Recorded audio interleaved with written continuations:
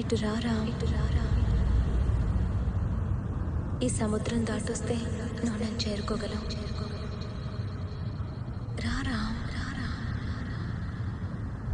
నా దగ్గరికి రావా? రా, రారా.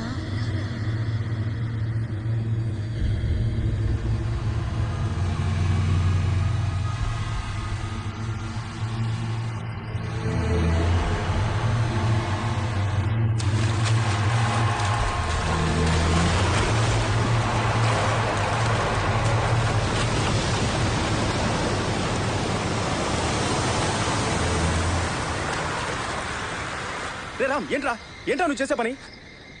తెలియలేదురా, నేనేదో మత్తులో ఉంటే జనని కోసం ఏమైనా చేస్తావా? తన ఇక్కడ సంతోషంగా ఉంటుందిరా. ఏంటి ఇడియట్ రా నువ్వు. ఆ రోజు రామ్ తాగుండడం వల్లే అలా బిహేవ్ చేశాడు అనుకున్నాను. వాడిని ఇంటికి పంపించకుండా కుమార్ ఇంటికి తీసుకెళ్లి సర్ది చెప్పి నిద్రపుచ్చాం. అప్పుడంతా నార్మల్గానే ఉంది.